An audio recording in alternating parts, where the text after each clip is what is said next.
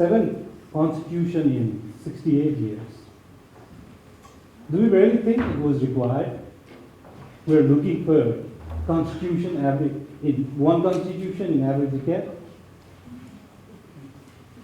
But we got that. And we cannot complain. We are not in position to complain that we didn't have constitution we wanted, because this is very more frequent than average in any country. We got one constitution in less than a decade. But where? Well, it didn't work, because we thought next constitution will deliver something better. But we never thought that what is my responsibility to respect the current constitution. We had 6 different political systems in 70 years. We are always ready to fight for the chance. We never considered anything. We never compromised when it was our responsibility to fight for change. But when we got that, we forgot what we wanted and why we fought for this change. We have seen 20 prime ministers in 25 years. After previous political change in 1990, since then, we have seen 20 prime ministers. And we thought next prime minister will do something. He is definitely going to deliver something. But we forgot what we are responsible to do. What is our responsibility? Because of all this fighting for the chance and forgetting our responsibility, we had this situation. Even after this becoming republic country, we have seen 8 prime ministers. It's only in 7 years. And these all things have made it has stopped our growth rate. And in last 25 years, our average GDP growth rate is less than 5. And our politicians, they always claim that they are fighting for two-digit growth. So it's because whenever we had any opportunity, any thought for the change, political change, we went to the street. We started throwing stone that the current system is not working. We need to have different system. We need to have different leaders. We need to think about something else. This is not working. But we never thought how to sustain whatever we have already achieved. How to continue with the previous achievement. And we always thought we need to have something different. And we started demolishing, we started spoiling everything we have already achieved in previous system. And that created some environment where every time we need to start from the zero. We need to start from the scratch. And that's becoming very, very expensive for us. For me, it's been more than 25 years. I haven't seen any hope. I haven't seen any stability. I haven't seen any growth, not even any development. Now, I don't have any dream, any expectation, any hope to see everything happening what we thought we fought for. But are we ready? Are we ready to give safety to next generation? Where we didn't act properly. So if you go back, if you see everything, all these political changes, all this constitution, all this political movement, all this revolution, all these fights, we had only one agenda, and that was we are fighting for the democracy. We are fighting for better democratic practice. But we never thought of having proper democratic practice. Here, I would like to talk about five fundamental principles of democracy. First is rule of law. We always try to customize constitution, law, as per our requirements. And if that doesn't work, we start complaining. The system is not working. We need to have next system, another system. So here is one very 2014, 25%, it's like 7 million is 25% equal to our population, didn't respect our traffic rule in this country. But if you go and ask them, they will always complain that the politician is not following rule of law, and that's becoming all this trouble, and that's creating all these hurdles. But what is my responsibility? And that same thing with political party, that same thing with political system, that same thing with government. If we follow rule of law, that's going to solve something. That's going to create one system.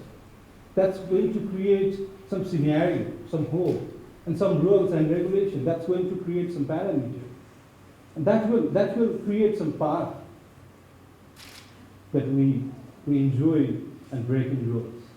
We think that if we are being able to break our rules, any rules, then we're more powerful than other people. We're more smarter than others. Pluralism. We are not very good at accepting others' existence. We think that I want to be more visible than others. But if you are not ready to accept others' existence, they are going to think the same way. It's the same with gender. We are not ready to accept female in leadership. We are happy that our president is female. Is that enough? Is that enough for this century? We think that our speaker is female. So all the politicians are happy? That's everything we wanted? No, still we are not ready to accept everyone. So let me share one story. It's my experience. I was assigned to organize, to coordinate one project. After this recent political change, there were lots of political conflict between all political parties. And they wanted to share their market claim. My market share is more than others. During that time, all these political parties, they started using their youth forces to create more market share, to claim more strength in political market. During that time, all these student union affiliated with different political party in different public campuses in Kathmandu Valley. Most of the time they were in the street. They're trying to destroy something. They're trying to act as their senior leaders in political party want. At that time, they were fighting with each other. We thought like bringing them inside in seminar hall, organizing workshop, giving motivational speech. Sometimes that doesn't work. Sometimes we need to have a little different approach. So my approach was to bring them together in football ground. And I mixed them with different teams. So that time we followed like, I asked them to forget their political ideology, their campus, their organization, if they belongs to anyone, even their district, and also their gender. And I mixed and created different teams. The mission was to have like the most competent or the most good, strong team will have opportunity to play against one of the football teams from one of the embassy in Kathmandu. And they started playing very effectively. They forgot everything. They became very good friends. They forgot all this, their political ideology and everything. And then after, The only one mission they had to beat that team from one of their lists. And they forgot all this political ideology, how many times they have tried to kill each other, how many times they have run after each other, how many times they have tried to spoil others' political ideology and everything. And finally, one of the teams, they won. And 3 persons in this picture belongs to 3 different parties. 3 different student union affiliated with Maoist, UML, and Congress. And we cannot identify from which political party they are belonging, because they are only football players. They have only one mission. And they are celebrating after scoring a goal against, obviously,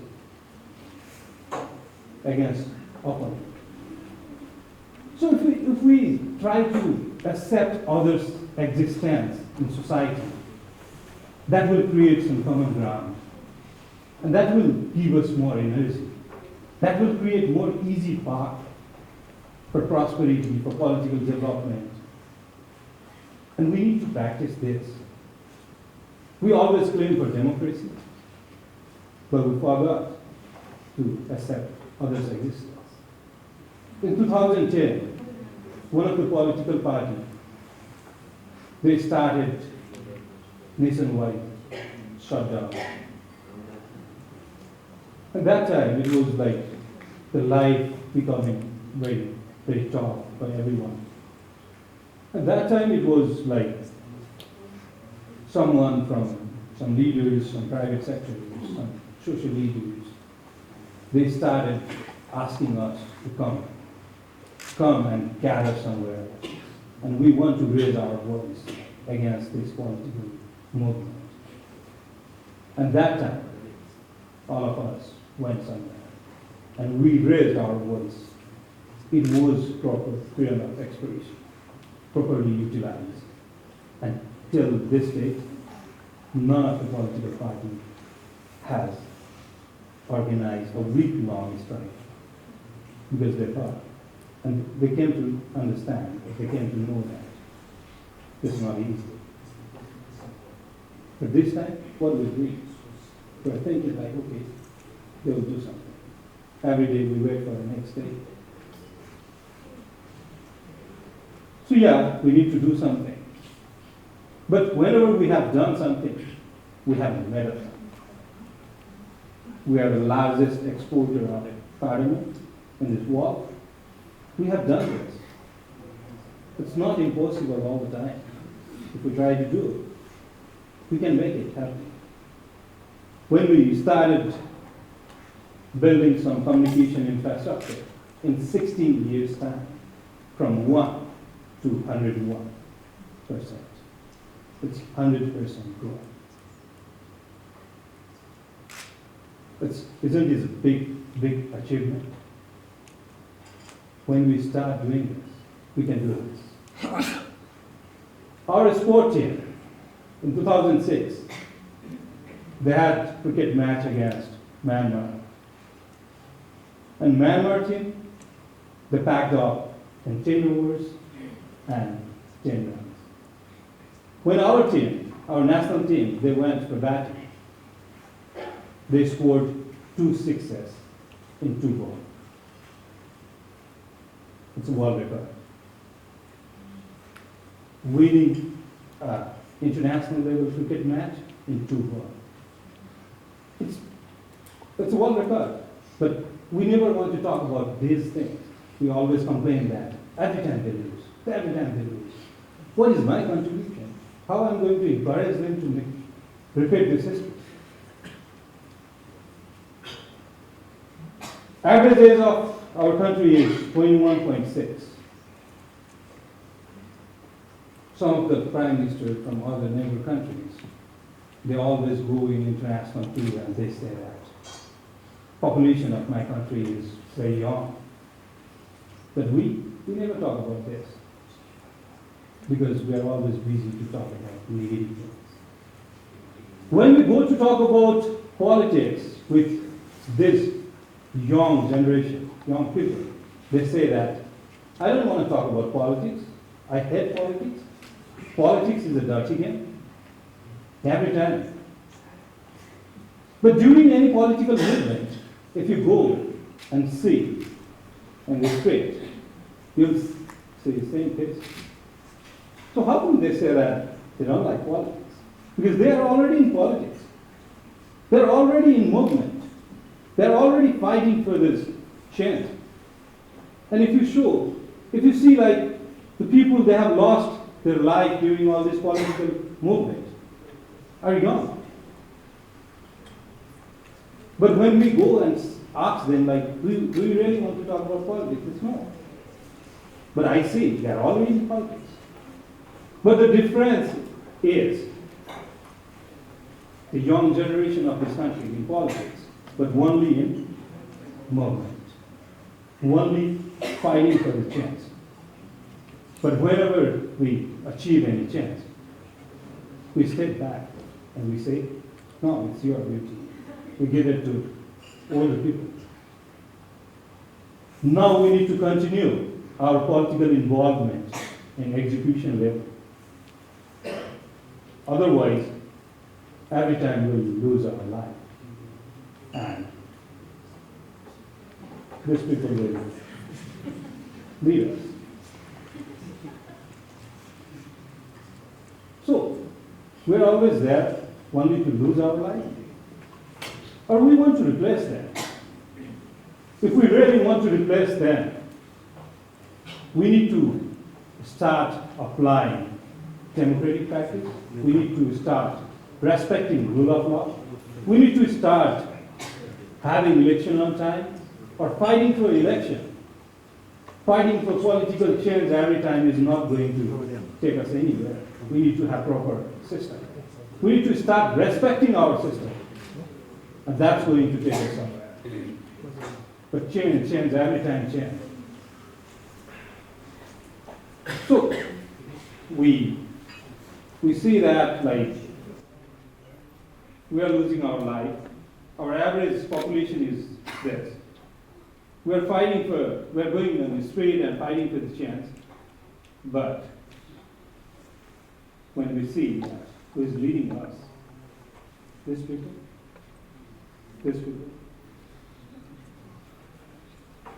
So, in my perspective, our path to prosperity is to start respecting, start having democratic practice. Because prosperity is possible. We have seen this example. We didn't wait for anything. We didn't wait for government. We didn't wait for any system to act and come. We knew how to utilize our demographic dividend. And we utilized it in a very effective way. We didn't wait for anyone to have that, like, okay, police will come, someone will do that. But during this earthquake, we could see that all young generation in the street helping each other. That time we forgot political ideology, we forgot caste, we forgot Madhese, Pahade, we forgot Himal. We had only one mission, like the football team, that was helping each other. And we're successful.